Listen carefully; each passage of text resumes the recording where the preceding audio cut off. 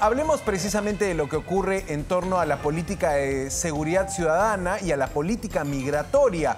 Sigue el movimiento de migrantes, de personas, de extranjeros sin documentos en regla en la frontera norte de nuestro país, en la frontera con Ecuador, exactamente en la región Tumbes. Atención, porque se conoce un primer número, un alcance que ofreció el jefe de la región policial Tumbes, el general Javier González, que hablaba de una salida voluntaria de extranjeros, en su mayoría venezolanos, al orden de 400 personas por día. La cifra fue confirmada por el ministro del Interior, que hizo el cálculo de lunes y martes. 800 personas han abandonado el territorio nacional luego de que se iniciara, digamos, el trámite de expulsión, pero también de que se iniciara o se venciera el plazo el día viernes de la semana pasada para iniciar esta solicitud del permiso temporal de permanencia. Entonces, lo que tienes concretamente es una frontera por Tumbes donde está empezando a fluir más aquel migrante, aquel extranjero que se quedó sin la posibilidad de tramitar permisos, de tramitar una condición regular migratoria en nuestro país, y parece que puedes tener incluso en los próximos días mayor presencia, ojo, para preocupación de las autoridades ecuatorianas, que empezarán a cargar con el pasivo de una migración fronteriza, de un caminar de estos extranjeros que podrían llegar a Ecuador, podrían, ante la situación en Perú, empezar a salir en cantidad por la frontera. Pero es que claro, si están saliendo 400 por día, hablas de 800 que han salido en estos 2 días, tienes que naturalmente esas personas llegan a Ecuador. Y están entrando, no están entrando, están encontrando alguna traba. Como que esa información también desde el gobierno ecuatoriano está un poco confusa. Porque claro, ellos le habían dicho a las autoridades peruanas: yo te recomiendo, te pido, te sugiero que en verdad todo este tema lo hagas vía aérea. Pero acá no estás hablando de personas expulsadas. No estás hablando de personas que han incumplido el trámite administrativo, que han sido sancionadas. No, acá estás hablando de aquel que voluntariamente dice: me voy. Y obviamente la policía peruana les dice: pase, pase, pase, siga, por favor.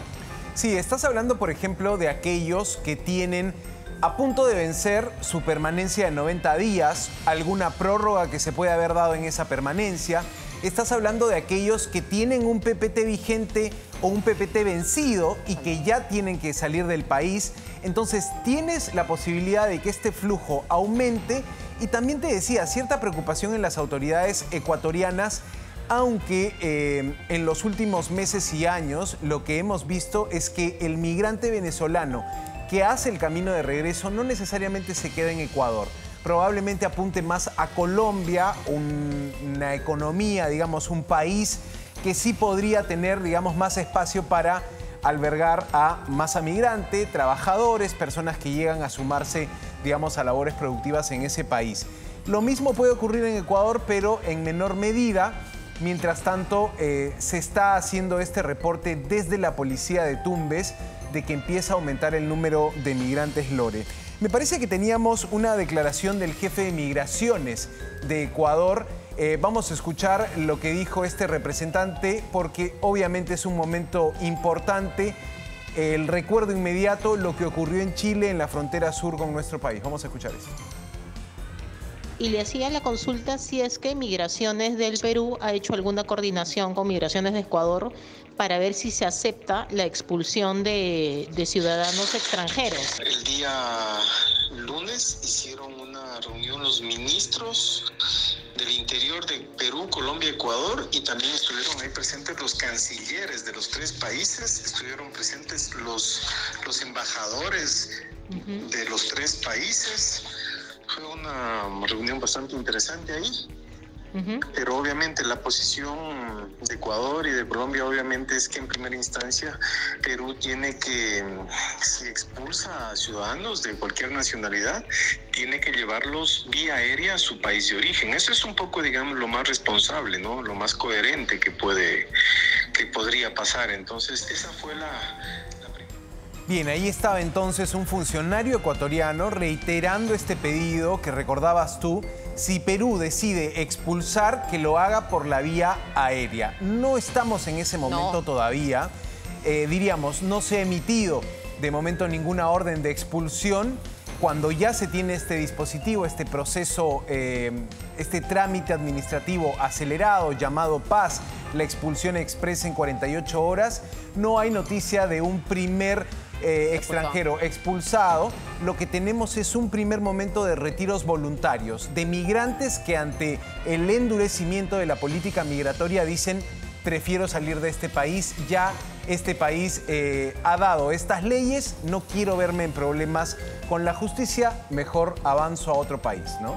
Hay que ver cómo sigue ese flujo, ¿no? ¿Qué pasa? ¿Qué sucede? ¿Qué responde Ecuador también? Si este flujo aumenta. Y claro, lo que ahora vemos ya casi no se da es el ingreso de migrantes venezolanos hacia el Perú. Es prácticamente mínimo, porque si bien ya no era masivo, como lo vimos en el 2017, seguía por la frontera dándose este ingreso, algo que ahora prácticamente está en cero, ¿no? Claro, las autoridades en Tumbes también advertían de que el endurecimiento, la mano dura en la política migratoria, lo que podía hacer era, digamos, reducir los ingresos legales de venezolanos, pero más bien no reducir los ingresos ilegales. El paso fronterizo por Tumbes, el paso fronterizo por la región Piura, digamos, realmente son coladeras. O sea, no llega la seguridad del Estado a proteger esas fronteras y puedes tener mucho paso clandestino, lo tienes, lo hemos tenido en estos años. Entonces, cuando hablamos de la política migratoria, estas salidas voluntarias, hablamos de lo legal, de lo formal. En el ámbito informal, en el ámbito ilegal, allí los flujos son difíciles incluso de medir, ¿no? Sí. Pero que se dan esos pasos, tanto de salida como de ingreso al país. Y ahí entran también esas mafias que se encargan de cobrarle a los migrantes, de estafarlos, de incluso después llevarlos hacia redes clandestinas de prostitución, de trata de personas, de explotación laboral. Se vuelve una cadena muy complicada. Sí, tal cual, Lore. Y mientras el movimiento en la frontera norte continúa,